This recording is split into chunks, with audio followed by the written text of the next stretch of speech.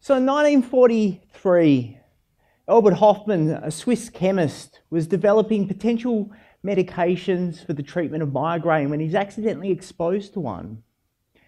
He felt a little odd and went home, but he had a pretty good idea of what he'd been exposed to. So 3 days later, he went back to the lab and took 250 micrograms of LSD. In those days, that was seen as a minute amount to be taking. Drugs and medications were administered in the milligram range, not the microgram range, but we know now that was a pretty solid dose. So as the effects came on, he realised the lab was not the right place to be, and so he hopped on his bicycle and he started riding home. And he describes the vivid imagery, the beauty in nature. And he went on to self-experiment with LSD, noting that it had these profound effects. But he didn't know what the clinical utility of it was. So LSD was sent out to researchers around the world, and it led to thousands of papers being published demonstrating that LSD-assisted psychotherapy was effective in treating a range of psychological disorders. One of those researchers was Timothy Leary, professor in psychology at Harvard University. But unfortunately, Timothy's methodologies got a little loose. At the end there, he was giving out LSD to anyone that would pretty much take it. And so he was fired from Harvard, but this was a time of cultural revolution. Young Americans were taking LSD en masse, and Leary became their figurehead. He was seen on national television telling the youth to turn on, tune in, drop out.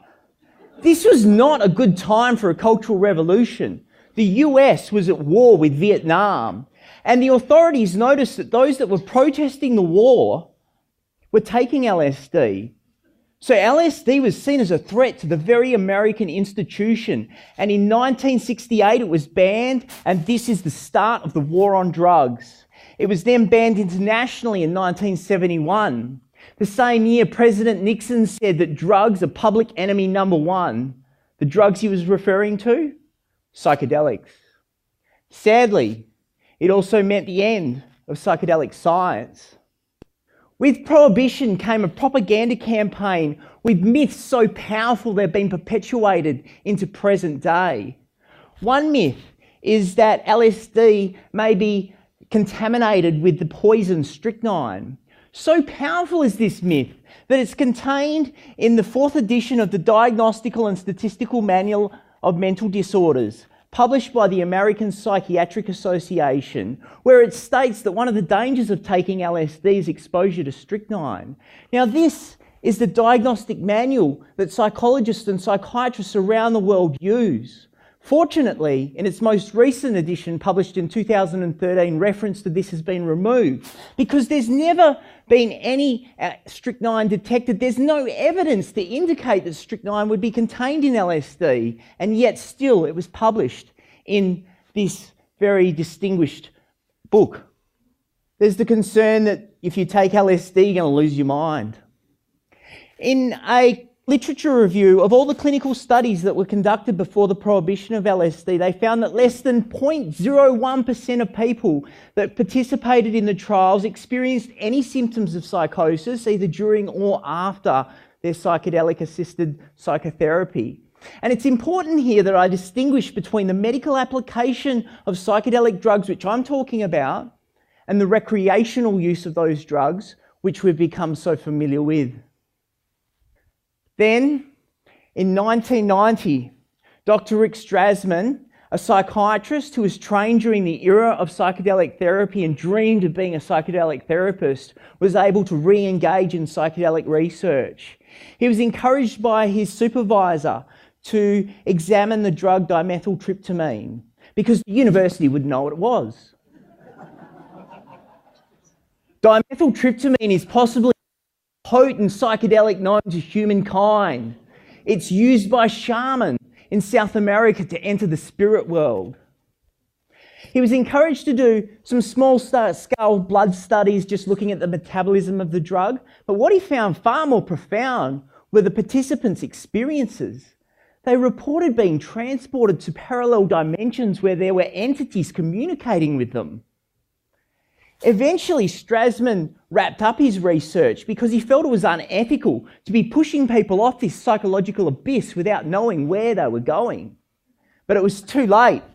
He'd opened Pandora's box, and we subsequently have seen an explosion of psychedelic research, what's now been referred to as the psychedelic renaissance. So what have we learned? We've learned a lot about the brain, but what really excites me as a clinically trained psychologist is mounting evidence that psychedelic-assisted psychotherapies are effective in the treatment for people who don't respond to current therapies for a range of mental health conditions. So let's look at the evidence. We used to think that psychedelics turned on parts of the mind. We've now learned what it actually does is turn off a part of the brain called the default mode network. The default mode network is a series of neural pathways that connect certain areas of the brain together while preventing other parts of the brain crosstalking. It's active whenever you're in a wakeful state. It becomes more active when you engage in autobiographical narration, you know, that little voice in your head. And it becomes hyperactive when people experience depression and OCD. So what happens with psychedelics is it actually turns the default mode network off. So what does that look like? The picture you can see here is the brain not on psychedelics and the brain on psychedelics. See all the intercommunication and connectivity that's happening between parts of the brain that would never normally communicate. And it's been hypothesized that this is the reason that people experience creativity and have spiritual experiences when they take psychedelic drugs. But more importantly, it's been hypothesized that this increased communication and increased connectivity in the brain could help treat people who are treatment resistant with depression. Because with all this interconnectivity happening in the brain, perhaps they can overcome their entrenched beliefs and see the world from a completely different perspective. And this has been tested recently by a research group at Imperial College London. They gave people psilocybin, which is the active ingredient in magic mushrooms, to 12 people who were treatment resistant in the context of psychotherapy. The results, when given the psilocybin, there was a significant reduction in depression symptoms. And this was maintained for many people at a 3-month follow-up. What's more interesting is, because they were doing brain scans at the time, the people that had the most significant reductions in depressive symptoms were those whose default mode network was turned off the most. Addiction is another area where we see poor outcomes. A group at Johns Hopkins University conducted a trial of psilocybin-assisted psychotherapy for the treatment of tobacco addiction. The results were astonishing. They found that 80% had quit smoking at a 6-month follow-up. When you consider the leading pharmaceutical today for the treatment of tobacco cessation, it's only effective for 25% of people. This group is now recruiting more participants and conducting clinical trials to gather further evidence for this treatment. Meanwhile, at New York University, they're recruiting 140 people to conduct a clinical trial to evaluate whether psychedelic-assisted psychotherapy is effective for people with alcohol dependence. We've also found that psychedelics can help people die with dignity. Numerous studies have been published now, clinical trials, showing that when psychedelic-assisted therapy is provided to people who are experiencing end-of-stage cancer, they see a significant reduction in anxiety symptoms, an increase in the quality of their life, and their relationships with their significant others improve. Another disorder that's extremely debilitating is post-traumatic stress disorder. The current treatments we have are only effective for 30% of people. Those that don't respond to treatment are at risk of addiction, of relationship breakdown, and suicide. In the first clinical trial of MDMA-assisted psychotherapy for people who are treatment-resistant with post-traumatic stress disorder, found that there was a significant improvement. In fact, 83% of participants no longer met the diagnostic criteria for PTSD after receiving MDMA-assisted psychotherapy, and this was sustained for 3.5 years follow-up.